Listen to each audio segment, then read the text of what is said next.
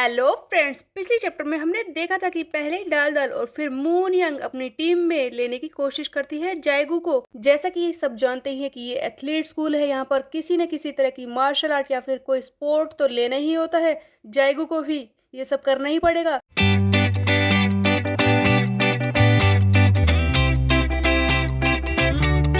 Chapter की शुरुआत में हम देखते हैं कि जायगू मून के साथ जा रहा होता है।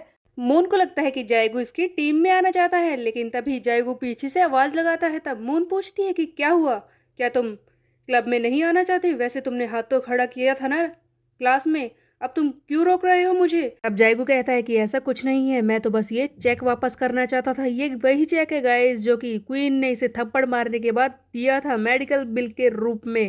जायगू इस चेक को क्वीन को वापस देना चाहता है, इसीलिए जायगू मून से बात करने के लिए आया है। मून जो कि क्वीन की दोस्त है। तब मून कहती है कि क्या कहा, तुम्हारा दिमाग खराब है, तुम इस चेक को वापस करना चाहते हो?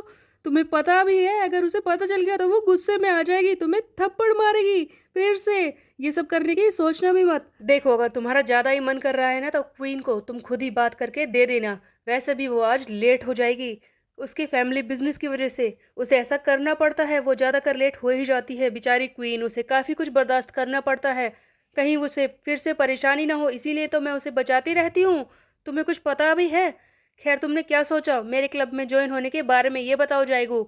जायगू कहता है कि मैं किसी भी क्लब में नहीं आना चाहता। तब मून कहती है कि ये तो कंपलसरी है, यहाँ पर कोई ना कोई स्पोर्ट तो लेना ही होता है। तब जायगू कहता है कि मुझे कोई भी स्पोर्ट नहीं लेना है, मुझे ये सब करना नहीं है। एक्चुअल में जायगू अपनी एनर्जी को बचाना चाहता है। घर पर जाकर भी उसे काम करना है, कार भी धोनी होती है अपने पार्ट टाइम जॉब पर। इसीलिए अगर वो स्पोर्ट में सारी एनर्जी खत्म करेगा तो बाकी काम कैसे करेगा? ये सारी बातें वो मून को तो नहीं बता सकता, लेकिन इसीलिए वो मना कर रहा होता है। उधर मून कहती है कि ओ, अगर ऐसी बात है तो ठीक है, लेकिन अगर तुम्हें किसी भी चीज की जरूरत हो ना तो मुझे बोल देना, मैं कर दूंगी। जायगू की ना सुनकर हम देखते हैं कि मून का असली प्लान पता चलता है। मून सोच रही होती है कि अरे यार, मेरा तो सारा प्लान फेल हो गया, मैं तो इसे अपनी टीम में लेना चाहती थी, इसके क्लोज आकर इसे अपना बॉयफ्रेंड बनाकर सभी अपर क्लास मैन में सुपीरियर बनना चाहती थी। कितनी लड़कियां इसके पीछे पड़ी है, अगर मैं सबसे पहले बॉयफ्रेंड बना लूं क्वीन से भी पहले तो मैं पूरे स्कूल में सुपीरियर हो जाऊंगी। बट ये मान ही नहीं रहा, मेरा सारा प्लान फेल हो गया। बेचारी मून सबके सामने अपना गर्लहुड साबित करना चाहती थी, बट ऐसा नहीं हुआ, उसका सारा प्लान फेल हो गया। जायगू क्लास में आ जाता है। नेक्स्ट पीरियड स्पोर्ट्स का है शायद, इसीलिए उसे कपड़े बदलने हैं। लेकिन जायगू को शौक तो तब लगता है जब वहां पर बैठी सारी लड़कियां अचानक से अपने कपड़े उसी के सामने चेंज करने लगती है। वो सारे अपने कपड़े निकालने लगती है, जिस पर जायगू बहुत ही ज्यादा हैरान हो जाता है। तब जायगू चिल्लाता है कि तुम लोग ये क्या कर रहे हो?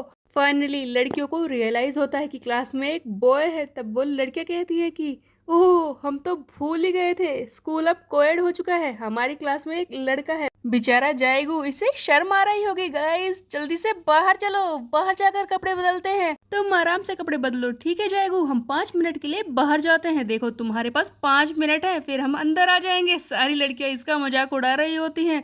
तब जायगू कहता है कि ये स्कूल कैसा है, यहाँ की सारी लड़कियां शेमलेस हैं। जायगू कपड़े बदलने लगता है। सारी लड़कियां इसे विंडो से देख रही होती हैं और कुछ लड़कियां कहती हैं इसके अंडरपैंट्स देखो, उन पे एलिफेंट्स बने हैं, कितने क्यूट हैं। जायगू ये सारी चीजें देखकर बहुत ही शौक में रह जाता है और कहता है कि तुम लोग क्या कर रही हो, जाओ यहाँ से। बेचारा जायगू किसी तरह से कपड़े बदलता है और उसके बाद वो पीई के लिए बाहर आ जाता है। पीई बेसिकली पीटी हो सकता है या फिर कोई स्पोर्ट्स पीरियड जिसके लिए वो बाहर आता है। यहाँ पर होते हैं एक सर या फिर मैम भी हो सकती है, कुछ कह नहीं सकते क्योंकि ये गर्ल्स स्कूल है, तो यहाँ पर मैम भी हो सकती हैं जिसके डोले सोले हैं। गाइस सर बोलना शुरू करते हैं कि जैसा कि तुम सब ने कोई भी क्लब ज्वाइन नहीं किया है, इसीलिए तुम्हें ये पीई ज्वाइन करना पड़ा है। वैसे ये भी बहुत ही अच्छा है, स्कूल में ये सब करना तुम्हारे लिए फायदेमंद होगा। आज हम खेलेंगे डॉज बॉल, जल्दी से खेलना शुरू करो। लेकिन तभी हम देखते हैं कि जायगू कहता है कि वो मैं ये सब नहीं करना चाहता, मेरी तबीयत थोड़ी सी ठीक नहीं लग रही है।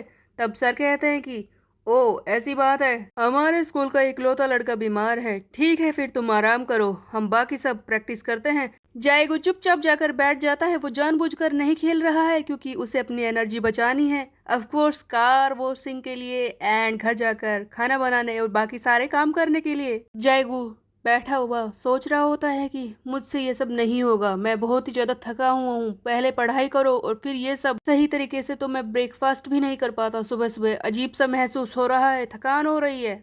दूसरी तरफ हम देखते हैं डाल डाल जो कि टाइकोंडो क्लब की लीडर है। वो फिर से जायगू के पीछे पड़ जाती है और सोच रही होती है कि जायगू, मैंने तुम्हें नोटिस किया है, आज तो मैं तुम्हें पटा कर ही रहूंगी, मैंने पूरी रात पढ़ाई की है कि इस तरह से लड़कों को पटाते हैं। इसके हाथ में एक बुक भी होती है जिससे कि इसने तरीके सीखे हैं। इसी बुक के हिसाब से हम देखते हैं कि डाल डाल पहले तरीका अपनाती है जिसमें लिखा है कि अगर किसी भी लड़की को अपने से यंगर मैन को पटाना हो तो उसे दिखाओ कि तुम कितनी ताकतवर हो। हम देखते हैं डाल डाल कई सारे टायर्स को खींचना शुरू कर देती है। ये जायगू को अपनी असली ताकत दिखा रही है, कितनी पावरफुल है। उसके बाद स्टेप नंबर 2, जाकर जायगू से बात करती है। ये जायगू से हेलो कहती है और खुद ही बोलती है कि मैं बिजी हूँ, जा रही हूँ।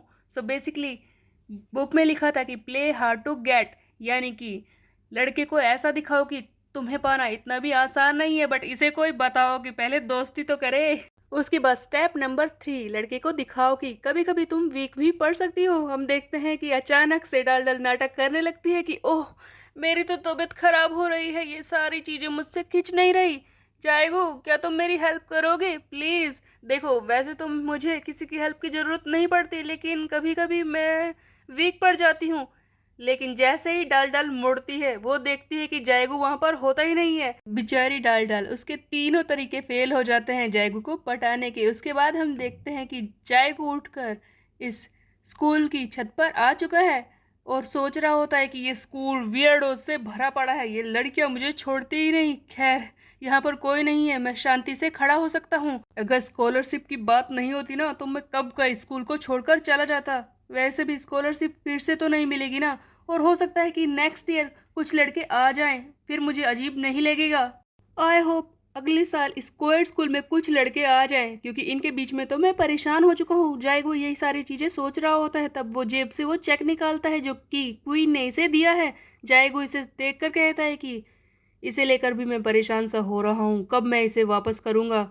वैसे इतने सारे पैसे, इतने पैसों से तो पता नहीं मैं अपने छोटे भाई जाए है उनके लिए कितनी चीज़ें खरीद पाऊंगा, कितने सारे सॉसेजेस जो मैं बना सकता हूँ। खैर, इसे मुझे वापस करना ही होगा। तभी हम देखते हैं कि बहुत ही ज़ोर से किसी चॉपर की आवाज़ आना शुरू हो जाती है और एक हेलीकॉप्टर आकर स्कूल की बिल्डिंग के ऊपर खड़ा हो जाता है, जिसमें से निकलती है क्वीन।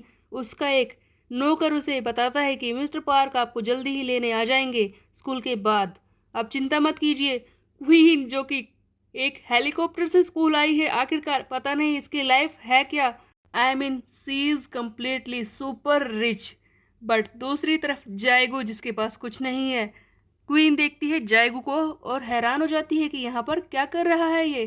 तो क्या जायगू इसे चेक वापस कर पाएगा, ये हम देखेंगे नेक्स्ट चैप्टर में। तब तक के लिए मेरे चैनल को सब्सक्राइब कर ले, बेल के आइकन को कर दे प्रेस। मिलते हैं, बाय बाय गाइस।